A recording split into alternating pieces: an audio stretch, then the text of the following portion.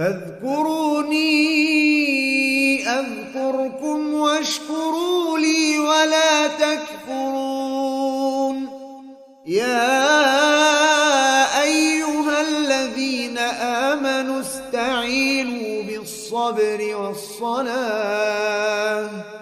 إن الله مع الصابرين. Terjadi Umar dan Ammar, namanya mirip-mirip, kasusnya mirip juga ya. Umar bin Khattab dan Ammar bin Yasir, dua-duanya sama minas sabiqin al-awwalin, yang awal-awal masuk Islam. Walaupun Ammar lebih dulu dari Umar, tapi Umar lebih afdal dari Ammar. Jadi tidak ada istilah saya lebih dulu ngaji dari antum, lebih hebat dari antum. Yang menentukan lebih baik, lebih bagus itu bukan sekedar siapa yang lebih dulu saja, tapi ada hal-hal lain yang diberikan Allah kelebihan kepada siapa yang dikehendaki. Dalam suatu perjalanan, Ammar dan Umar sama-sama mimpi yang mewajibkan mandi. Mimpi yang mewajibkan mandi. Tonton tahu itu kan?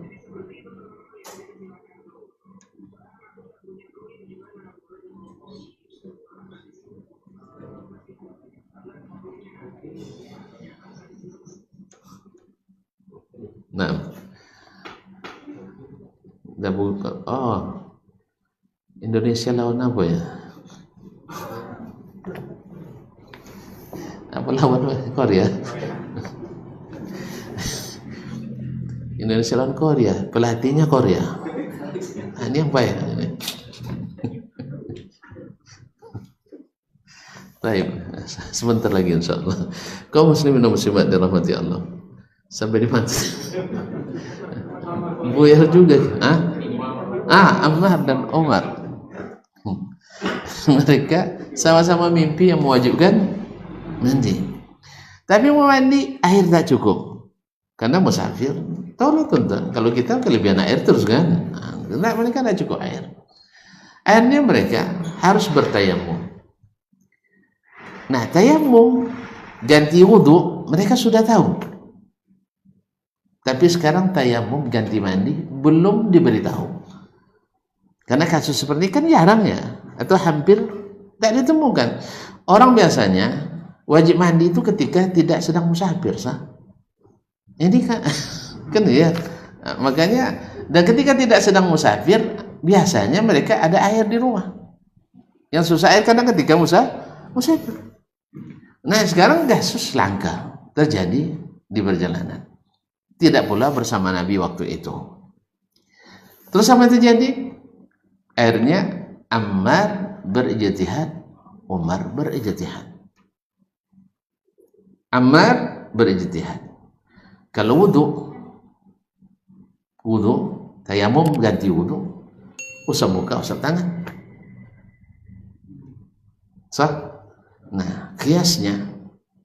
Sedangkan untuk mandi, karena mandi harus membasahkan seluruh tubuh, maka dia mengguling-guling di tanah supaya sampai debu ke seluruh tubuh. Ya kalau tidak ada dalil, sah saja kita berkias, beranalogi. Seperti Imam Abu Hanifah, di masa beliau hadis belum banyak betul di Kufah dibanding dengan di Madinah, dibanding dengan di Makkah. Maka Abu Hanifah banyak berijtihad. Tapi lain dengan Imam Malik, apalagi Imam Ahmad yang sudah hadis sudah di depan semuanya. Dia hafal 1000 hadis. Nah, subhanallah kaum muslimin. Sedangkan Umar dia tahan dulu, tidak salat dulu sampai bertemu dengan Nabi alaihi salatu wassalam. Mana yang betul di antara keduanya? Menunda sholat atau guling-guling di tanah? Dua-duanya sana. Lalu selepas itu Nabi tunjukkan, innama kana yakfika an taqula biyadayka hakadha. Lalu Nabi tepukkan kedua tangannya ke tanah, wa nafakha fihi, dihembus thumma masaha bihima wajhahu wa kaffaihi. Selesai. Sejak itu Ammar buat lagi. Perkataan Nabi mungkin salah ini ya. Ada gitu? Enggak lagi. Karena sudah ada nasnya dari Nabi alaihissalatu. Masa enggak ijtihad lagi dia? Enggak ijtihad lagi. Cuman Umar setelah beberapa lama bertahun-tahun dia lupa itu. Lupa tentang hukum itu. Sehingga ketika Ammar menjelaskan, Umar cenderung mengingkari. Karena dia lupa.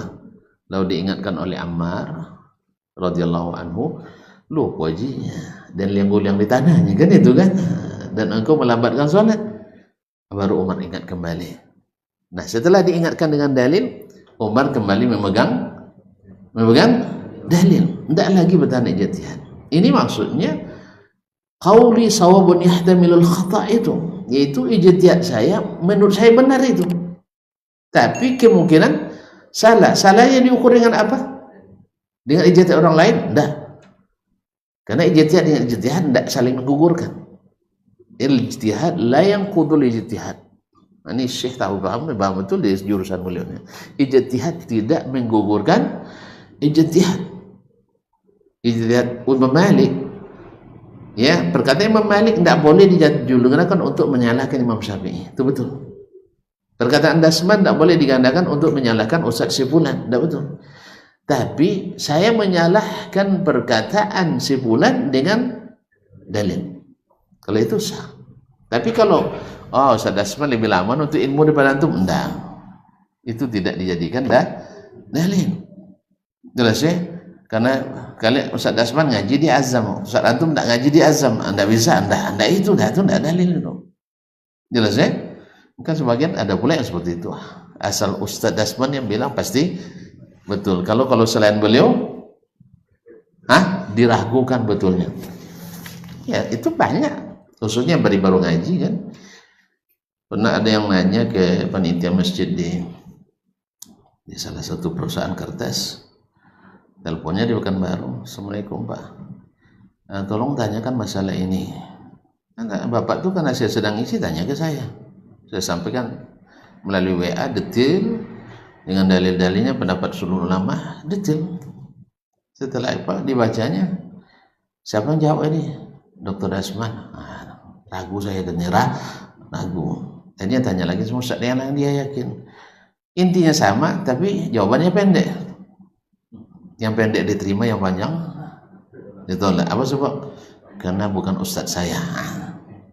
Ada apa salah itu orang-orang awam itu biasa, itu orang awam biasa. Nah, tapi kalau sudah orang penuntut ilmu masih begitu berarti tidak bisa. Jadi kaum muslimin menyalahkan itu bukan dengan pendapat yang lain, tapi dengan dalil. Nah, wa qiwamul i'timad ala ma sahha min an-nusus asy-syar'iyyah. Nah, tiang pancangnya, penopangnya adalah bersandarkan kepada yang sahih dari nas-nas syar'i. Artinya dari dalil-dalil syar'i yang sahih. Berarti yang pertama dipastikan adalah kesahihan dalil. Wa'tibar aujuhid dalalatil la'iqati bihi. Kemudian melihat bentuk-bentuk pendalilan yang layak dari dalil itu. Berarti yang kedua, memastikan kebenaran pengambilan dalil. Memastikan kebenaran pengambilan dalil. Sebab berapa banyak dalil yang digunakan, dalil sahih, tetapi pengambilan dalilnya tidak benar. Seperti orang yang mengatakan, woi, tidak boleh mengatakan orang kafir itu kafir. Dalilnya apa? Lakum di, kan itu, lakum di nukum waliyadin. Kan Allah sudah mengatakan, lakum dinukum, bagimu agamamu, bagiku agamaku. Sah? Jadi Allah biarkan dia memilih agamanya, sebagaimana Allah biarkan aku memilih agamaku. Berarti dua-duanya diakui oleh Allah. Oleh sebab itu tidak boleh saling mengkafirkan. Kan gitu ya? Betul tidak cara pengambilan dalilnya? Hah? Di mana antum tahu enggak? Kan dia mengatakan tidak boleh mengatakan kepada orang kafir itu orang kafir, tersinggung dia. Sahih? Dalilnya apa? Lakum dinukum wadin. Kemudian juga dalam surah Al-Kahfi, faman syaa'a falyu'min wa man syaa'a falyakfur. Siapa yang mau berimanlah, siapa yang mau kafirlah. Allah suruh kita milih antara kafir dengan beriman. Dua-duanya diakui oleh Allah SWT. Oleh sebab itu tidak boleh kita salahkan orang kafir. Betul dalilnya? Dalil betul. Pengambilan dalilnya yang keliru. Di mana kelirunya? Dalil pertama, tanya ke dia di surat apa itu buaya. Kan buaya yang mati itu nyebut itu. Buaya yang baru mati itu. Termasuk dia yang nyebutkan. Ah, di mana dalil itu? Surat Al-Kafirun. Coba ayat pertama. Qul ya ayyuhal kafirun, katakan hai Muhammad, oi wang kafir. Nah. Tuh. Berarti keliru enggak dia memahami? Keliru. Allah yang suruh panggil mereka orang kafir. Yang kedua, mereka sendiri yang mengatakan dirinya kafir. Inna kafarna bima ursiltum bihi. Kami kafir kepada apa yang kalian diutus membawanya. Lalu datang orang-orang sekarang yang tidak paham kitabnya sendiri, tidak paham juga kitab kita. Lalu dia bilang tidak boleh mengatakan kami kafir. Orang nenek moyang antum bilang kami kafir tuh. Nenek moyang mereka yang bilang wa inna bima ursiltum bihi kafirun. Kami kafir kepada apa yang kalian dibawa, diutus untuk menyampaikannya. Nenek moyang kalian sudah bilang mereka kafir. Kalau soal antum tersinggung tuh salah antum sendiri. Kenapa kafir? Jelas ya? Nah, jadi masalahnya pengambilan dalil tidak benar. Sama juga kan faman syaa'a falyu'min wa man syaa'a falyakfur. Ini bukan pilihan. Tapi ini adalah ancaman. Sebab di ujungnya nanti ada siapa yang kafir masuk neraka jahanam. Kekal di dalamnya. Tuh pilihan tuh. Kamu terserahkan. Sama dengan ayah tersoang-oang dah. Ya. Terserah nak mati, nak hidup, yang terserah kamu. Artinya disuruhnya kita mati? Enggak. Maksudnya adalah kamu nak jadi orang hidup baik atau jadi mati buruk. Cuman apakah itu yang disuruhnya? Enggak. Buktinya setiap kita bikin perangai yang tak baik, pasti dia marah terus kan? Allah musta'an.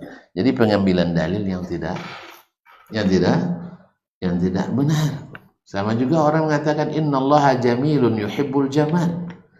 Allah itu indah, suka keindahan. Oleh sebab itu boleh nengok wanita cantik tanpa berkedip karena dia indah.